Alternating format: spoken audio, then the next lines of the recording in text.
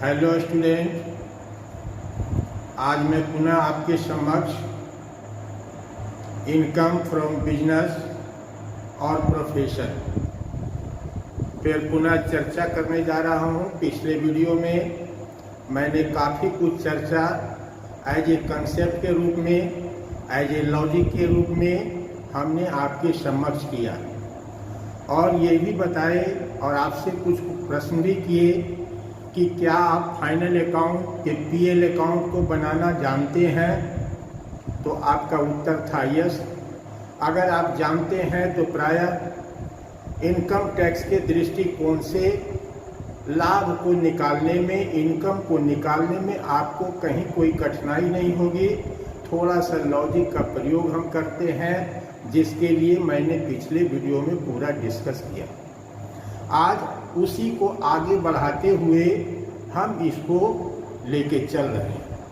हमने आपको 2 point discuss कर दिए थे, expenses related to other heads, अर्थात कोई भी ऐसा खर्च जो किसी आय के दूसरे शीर्षक से संबंधित हो उसे यहाँ पर डिसअलाउड कर दिया जाएगा। मैंने आपको सिर्फ कहा था कि पीएल अकाउंट के जितने भी डेबिट आइटम है, सो मेनी आइटम, उसको 2 भागों में डिवाइड करना, अलाउड एंड डिसअलाउड। अलाउड को एज इट इज प्रश्न में ही रहने देना है, उसको टच नहीं करना है, और जितने भी डिसअलाउड आइटम है उसे टच करते हुए प्राय नेट प्रॉफिट के अंतर्गत इसको संशोधित किया जाता है। और संशोधन का मतलब लिख देने के चलते या न लिखने के चलते पीएल अकाउंट और नेट प्रॉफिट पर इसका क्या प्रभाव पड़ा हुआ है, उस प्रभाव को दूर करते हैं और दूर करने के लिए प्रायः रिवर्स काम करते हैं। जैसे पीएल अकाउंट के डेबिट में जितने भी डिसअलाउड आइटम हैं, डिसअलाउड जिसको हम कुछ लिख रहे हैं कि ये सारे डिसअलाउड हैं क्योंकि यह सब किसी व्यापार के संदर्भ में, जो आप व्यापार कर रहे हैं उस व्यापार के संदर्भ में ये चीज़ें मान्य नहीं है, या डे टू डे एक्सपेंसेस नहीं है, या व्यापार के लाभ को कमाने में इसकी कोई भूमिका नहीं है, फिर भी हमने इसे डेबिट में लिख दिया है। तो वैसी परिस्थिति में वो सारे आइटम जिसका कि लाभ कमाने में कोई योगदान नहीं है, इनकम टैक्स के द्वारा सारे डिसअलाउड माने जाते हैं। और उसे डिसअलाउड करते हुए लाभ पर जो इसका प्रभाव पड़ा हुआ है, क्या प्रभाव पड़ा वो ये भी हमने बताया कि लिख देने के चलते लाभ घटी हुई अवस्था में होती है, अर्थात उसी लाभ को पुनः हम बढ़ा देते हैं इस प्रकार के सारे डिसअलाउड आइटम से। इतने ही लॉजिक का प्रयोग करना है, अर्थात किसी भी आपको सेक्शन में नहीं जाना है, न तो किसी प्रकार से किताबों की बातों को समझना है। सिर्फ लॉजिक को समझिए, आप इनकम फ्रॉम बिजनेस एक आराम तरीके से निकाल सकते हैं। और हम कहते हैं कि थोड़ी बहुत कठिनाई तो होती ही है, अर्थात उस कठिनाई से घबराना क्या है।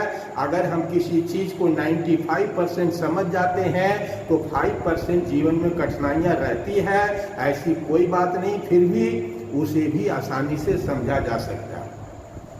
हम अब तीसरे पॉइंट की ओर बढ़ रहे हैं। तीसरा पॉइंट है डायरेक्ट टैक्स। हम जानते हैं कि टैक्स 2 प्रकार के होते हैं, डायरेक्ट टैक्स और इनडायरेक्ट टैक्स। डायरेक्ट टैक्स के अंतर्गत प्रमुख रूप से इनकम टैक्स होते हैं, इसके साथ वेल्थ टैक्स होते हैं, प्रॉपर्टी टैक्स होते हैं, गिफ्ट टैक्स होते हैं। That means so many kinds of tax होते हैं। और इनडायरेक्ट टैक्स के रूप में जीएसटी होते हैं। अर्थात यहाँ जीएसटी की बात हम नहीं कर रहे हैं, क्योंकि जीएसटी प्राय व्यापार में खरीदे गए वस्तुओं अथवा बेचे गए वस्तुओं पर लगाया जाता है। इसलिए जीएसटी जो टैक्स होते हैं, सेल टैक्स होते हैं, ये सब अलाउड आइटम होते हैं। और बाकी जितने भी प्रकार के डायरेक्ट टैक्स होते हैं वह सब डिसअलाउड होते हैं, चाहे वह वेल्थ टैक्स हो, प्रॉपर्टी टैक्स हो, इनकम टैक्स हो, गिफ्ट टैक्स हो, इत्यादि नाम है। ये सारे प्रत्यक्ष कर कहे जाते हैं जो डिसअलाउड की श्रेणी में आते हैं। हम जानते हैं कि income tax as a drawing के रूप में व्यापार में प्रयोग किया जाता है, और ड्राइंग का एक दूसरा रूप होता है that item will be related to the proprietor. इस दृष्टिकोण से इनकम टैक्स डिसअलाउड हो जाते हैं। बाकी वेल्थ टैक्स, प्रॉपर्टी टैक्स, ये सब भी डिसअलाउड आइटम। आगे बढ़ते हैं, चैरिटी एंड डोनेशंस। प्राय देखा जाता है कि व्यापार में दान देना एक बहुत ही छोटी बात होती है।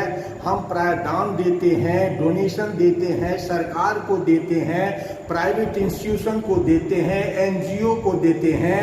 दैट मीन्स तरह तरह से प्राय हम एक सामाजिक कर्तव्य का निर्वाह करने हेतु प्राय चैरिटी और डोनेशंस का प्रयोग करते हैं। तो आप जितना भी चैरिटी और डोनेशन देते हैं, अर्थात इसका लाभ पर कोई प्रभाव नहीं पड़ना चाहिए।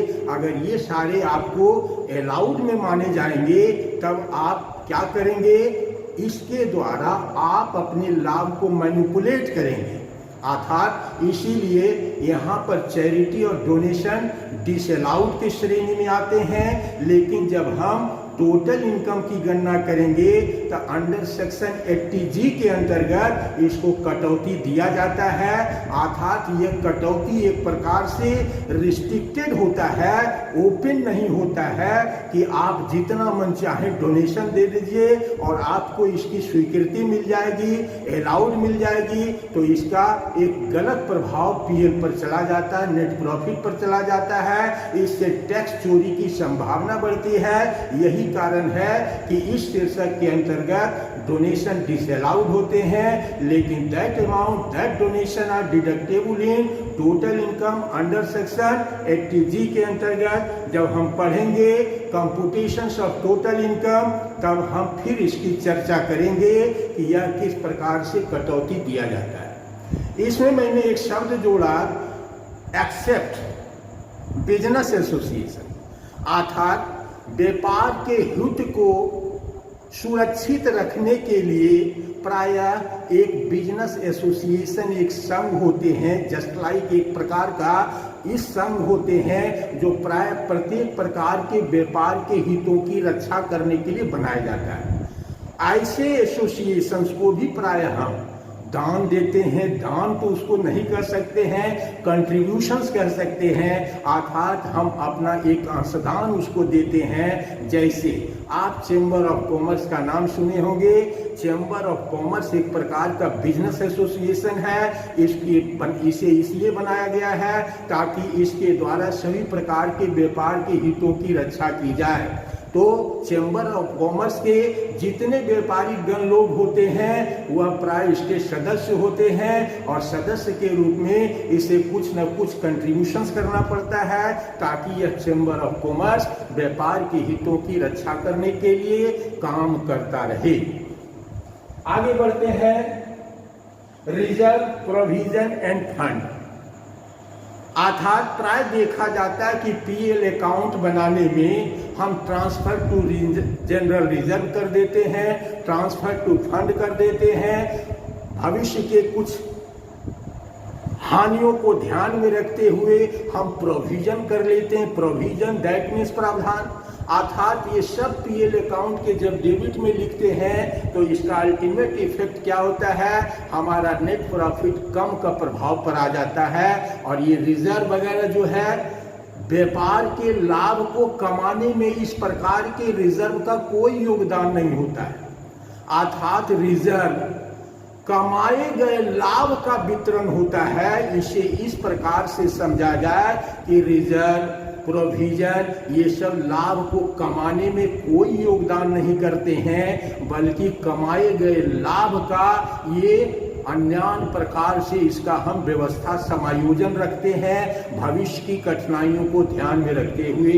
इस प्रकार से any reserve, any provision, any fund transfer all are disallowed item. लेकिन इसमें कुछ बातों को ध्यान रखना है। अप्रूव्ड फंड, बहुत कुछ ऐसे फंड भी होते हैं जो प्राय अप्रूव्ड होते हैं और कुछ अनअप्रूव्ड होते हैं। अप्रूव्ड का मतलब जैसे हमने सैलरी में पढ़ा था, statutory provident fund, recognised provident fund, ये सब फंड अप्रूव्ड की श्रेणी में आते हैं। अर्थात अगर इसमें कोई आपका कंट्रीब्यूशन है तो वह अलाउड माने जाएंगे और जो अनअप्रूव्ड फंड होते हैं, जैसे अनरिकॉग्नाइज्ड प्रोविडेंट फंड, अगर इस फंड में आपका कोई कंट्रीब्यूशन है तो वो डिसअलाउड माना जाएगा। इसीलिए हमने एक्सेप्ट, अप्रूव्ड शब्दों का प्रयोग किया है।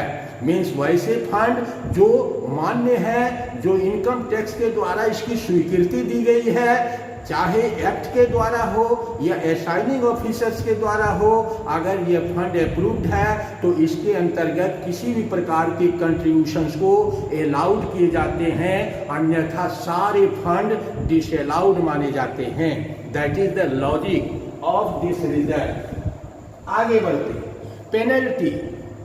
पेनल्टी अर्थात व्यापार करने के क्रम में प्राय कुछ गलत कार्य कर देते हैं, जिसके चलते हमारे ऊपर कोर्ट के द्वारा या अन्य किसी प्रकार से दंड लगा दिया जाता है, पेनल्टी लगा दिया जाता है। यह पेनल्टी आपके द्वारा किए गए दुष्कर्मों का फल होता है, अर्थात आप गलत काम किए, इसके चलते इस पर पेनल्टी लगाया गया। अर्थात आप अगर काम सही करते तो पेनल्टी की कोई प्रश्न नहीं उत्पन्न होता, अर्थात यह भी बिजनेस एक्टिविटीज के तहत नहीं माना जाता है।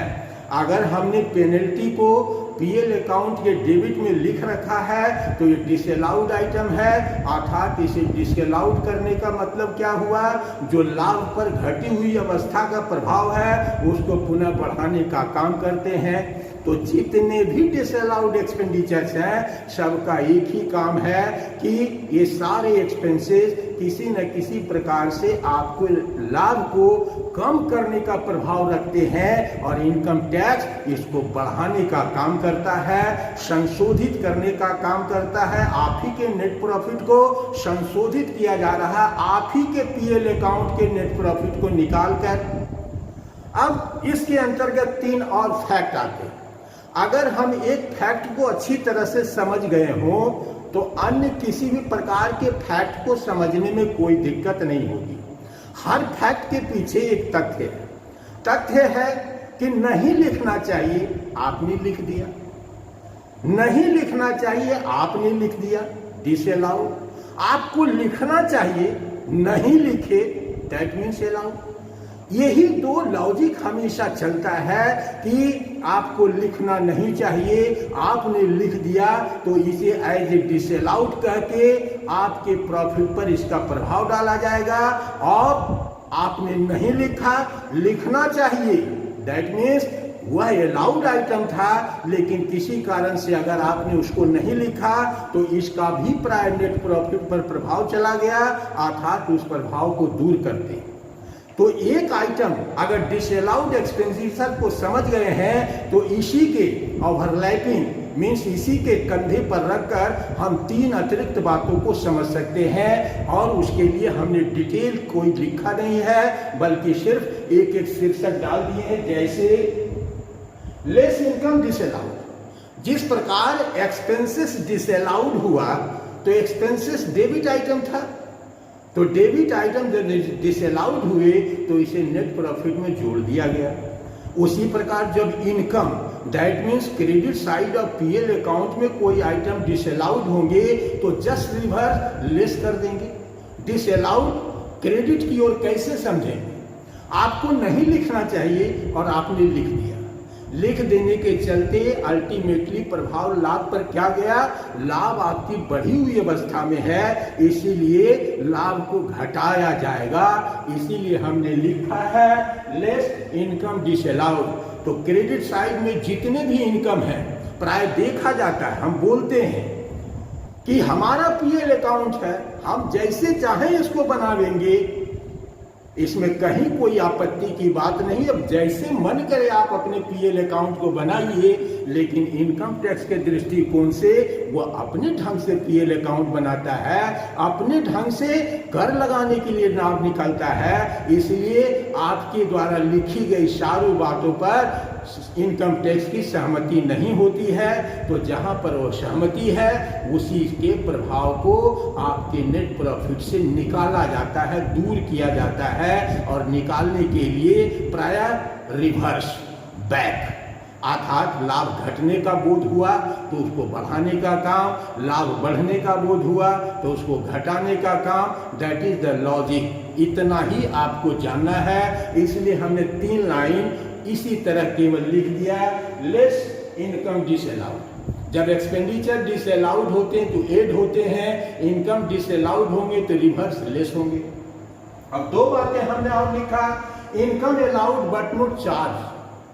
कोई इनकम आपको लिखना चाहिए और आपने नहीं लिखा।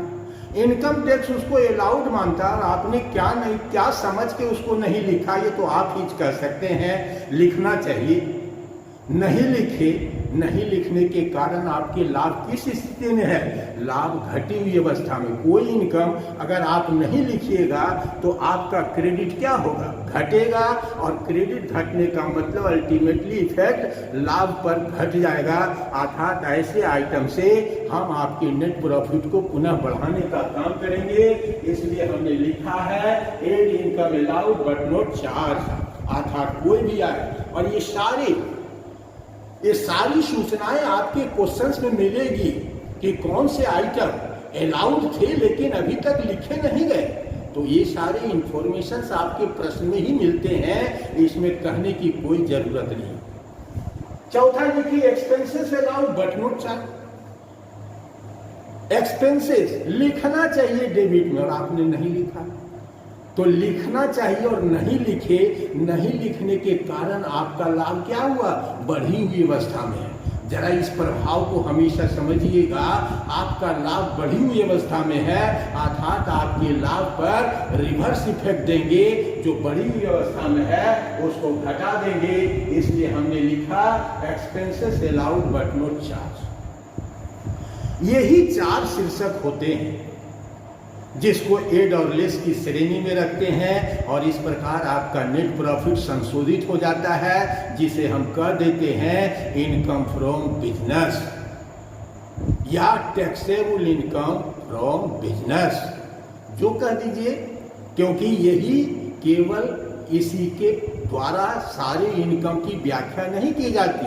जब हम कंप्यूटेशंस ऑफ टोटल इनकम की बात करेंगे तो सभी शीर्षकों की आय एक साथ, सभी शीर्षकों के नियम को ध्यान में रखकर तब हम computations of total income and tax liabilities की गणना करते हैं। अभी तो मैं अलग अलग शीर्षकों में पढ़ रहा हूं, लेकिन एक समय ऐसा आएगा जहां पर सारे शीर्षकों के नियम एट ए ग्लांस, एक दृष्टि में आपको याद रखना होगा। चाहे वो इनकम फ्रॉम सैलरी हो, इनकम फ्रॉम हाउस प्रॉपर्टी हो, कैपिटल गेन हो, इनकम फ्रॉम बिजनेस हो, अदर सोर्सेस हो, ये सारे नियम एक मुश्त आपको याद रखने होंगे, तभी किसी व्यक्ति की टोटल इनकम की गणना कर सकते हैं। और टोटल इनकम में हम एक पढ़ेंगे डिडक्शन, जिसको कहा जाता है under section 80C to under section 80U। Means ये एक बहुत बड़ा सेक्शन है जिसको हम टोटल इनकम में डिस्कस करेंगे। यहाँ पर एक डिप्रिसिएशन की बात हमने लिखा कि depreciation allowed as per rules under section 32। Depreciation प्राय अलाउड होते हैं, लेकिन उसे अलाउड होने के लिए हर एक प्रकार की संपत्ति का अलग अलग नेचर होने के चलते उस पर डिप्रिसिएशन अलग अलग प्रतिशत के द्वारा चार्ज किए जाते हैं। आप डिप्रिसिएशन अलाउड है, अर्थात अगर निर्धारित दर से ज्यादा आपने डिप्रिसिएशन चार्ज किया तो एक्सेस डिप्रिसिएशन आपका डिसअलाउड हो जाएगा। इसको हम केवल मौखिक रूप में बोलते हैं कि अगर बिल्डिंग है तो उसका डिप्रिसिएशन 10%, अगर इक्विपमेंट है तो उसका डिप्रिसिएशन 15%, अगर पेटेंट है तो उसका डिप्रिसिएशन 25%, अगर रिसर्च है तो उसका डिप्रिसिएशन 100%, अगर बुक्स है तो उसका डिप्रिसिएशन 40%, अगर टेक्निकल नो हाउ का मतलब क्या होता है? दैट मीन्स नए नए आविष्कार हमेशा होते रहते हैं, अर्थात हम नए आविष्कार के आने पर पुराने संसाधन को अलग कर देते हैं और नए आविष्कार का प्रयोग करते हैं, क्योंकि आपको कॉम्पिटिटिव पॉइंट ऑफ व्यू से बिजनेस करना है। पुराने सड़े गले हथौड़ी से काम करिएगा तो आप बिजनेस नहीं कर पाइएगा। इसलिए हम अपने व्यापार के अंतर्गत प्राय नए नए टेक्नोलॉजी को खरीदते हैं। That is called technical know how. Technical know how पर भी आपको depreciation at the rate of 25% प्राप्त होते हैं। तो ये सब कुछ डिप्रिसिएशन है जिसको आप मुझे मौखिक सुनकर आप अपनी कॉपी पर इत्यादि पर लिख सकते हैं। अगर इससे ज़्यादा आपका डिप्रिसिएशन चार्ज है या आपने डिप्रिसिएशन नहीं चार्ज किया है जैसे, तो उस डिप्रिसिएशन को आप एट द रेट के अनुसार ले सकते हैं। अगर आपने लिख दिया है तो एट द रेट के अनुसार अगर आपको ज़्यादा निकलता है तो वह डिसअलाउड कर दिया जाएगा। इतना के बावजूद भी इनकम टैक्स ऑफिसर के हाथ में भी होता है कि वह कितना डिप्रिसिएशन अलाउड आपको मानेगा। ये आपके प्रश्न में प्राय इसकी सूचना रहती है कि इतना ही डिप्रिसिएशन अलाउड है, तो आप देख लीजिए कि उसके परिप्रेक्ष्य में आपने कितना डिप्रिसिएशन लिखा है। अगर कम लिखा है तो और ले लीजिए डिप्रिसिएशन के रूप में अलाउड, दैट मीन्स उसे और घटा दिए जाएंगे। अगर आपने इस परिप्रेक्ष्य में ज़्यादा लिख दिया है तो जितना ज़्यादा लिखे हैं वो डिसअलाउड हो जाएंगे। यह कुछ इनकम टैक्स ऑफिसर पर डिपेंड करता है, वरना हम हमेशा दर के अनुसार इसकी गणना करते हैं कि इस पर पेटेंट पर 25%, तो समझ गए हैं बात को। तो इसीलिए हमने डिप्रिसिएशन को एक अलग से लिख दिया है कि depreciation allowed as per the rules या अंडर सेक्शन 32। अगर आपके पीएल अकाउंट में कोई भी डिप्रिसिएशन लिखे हुए हैं तो उस डिप्रिसिएशन की जांच इनकम टैक्स के द्वारा की जाती है कि आपने दर से अधिक तो नहीं लिख दिया। जांच की जाती है कि आपने दर से कम तो नहीं लिख दिया। कम लिखने के कारण आपको और डिप्रिसिएशन अलाउड मिलेंगे और अधिक लिखने के कारण अधिक राशि आपका डिसअलाउड हो जाएगा। That is the logic of income from business. इतना से ज्यादा कुछ इसमें ध्यान नहीं रखना है। अब अदर हेड्स की बात करते हैं तो अदर हेड्स में अगर ये बोलते रहें कि इसके पीएल अकाउंट के क्रेडिट में रेंट फ्रॉम हाउस प्रॉपर्टी भी लिखल रहता है, इनकम फ्रॉम सैलरी भी लिख दिए जाते हैं, डिविडेंड भी लिख दिए जाते हैं, हॉर्स रेस, लॉटरी, जितना भी चीज हम सब लिख देते हैं, लेकिन इनकम टैक्स इसकी मान्यता नहीं देता है। तो बार बार मैं कहता हूं कि मेरा पीएल अकाउंट जैसे मन करेगा वैसे बनावेंगे, लेकिन इनकम टैक्स आपके मन के मुताबिक तो नहीं चलेगा। इसीलिए आपके नेट प्रॉफिट को इनकम टैक्स अपने तरीके से संशोधित करता है। तो ये इनकम फ्रॉम बिजनेस की बात हो गई। कठिनाइयाँ जरीमंद होता है, हम तो बार बार कह रहे हैं कि 95% अगर इस लॉजिक के द्वारा आप अपना काम कर लेते हैं तो 5% को भी समझने में बहुत दिक्कत नहीं होगी। अर्थात इनकम फ्रॉम बिजनेस के अंतर्गत ये सब राशि को मिला दीजिए, घटा दीजिए इत्यादि करके एक अमाउंट फिगर आपको प्राप्त होंगे, वही amount figure income from business कहे जाएंगे। That's all. अर्थात बच्चे आज इतना ही हम करेंगे। कल नेक्स्ट वीडियो में आपको प्रोफेशंस की बात कहेंगे और प्रोफेशंस में आपको ये समझाएंगे कि एक बिजनेस माइंडेड और एक प्रोफेशनल माइंडेड अपने व्यापार की बहियों को किस प्रकार से लिखता है। तो थोड़ा सा आपको बता रहे हैं कि जितने भी प्रोफेशनल पर्सन्स होते हैं, लॉयर होते हैं, चार्टर अकाउंटेंट होते हैं, मेडिकल प्रैक्टिशनर होते हैं, डॉक्टर होते हैं, ये ऑल आर प्रोफेशनल्स।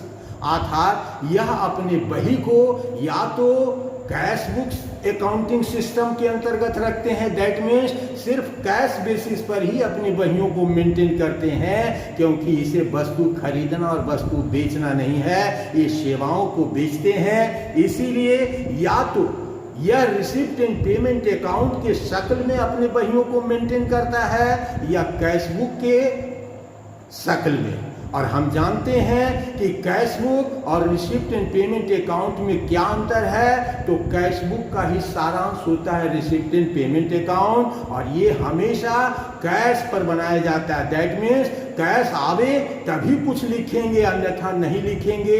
इसमें आउटस्टैंडिंग एडजस्टमेंट शब्दों का कोई प्रयोग नहीं किया जाता है। एक्चुअली जब तक कि कैश हमको रिसीव नहीं हो जाए, इनकम एंड एक्सपेंडिचर अकाउंट में इसे नहीं डालते हैं, रिसिप्ट एंड पेमेंट अकाउंट में। तो नेक्स्ट डे इस पर हम चर्चा करेंगे। आज इनकम फ्रॉम बिजनेस को आपको पूरी तरह से समाप्त कर दिए हैं। नेक्स्ट में हम इनकम फ्रॉम प्रोफेशंस को देखेंगे। तो तब तक के लिए आप पढ़ते रहें। धन्यवाद।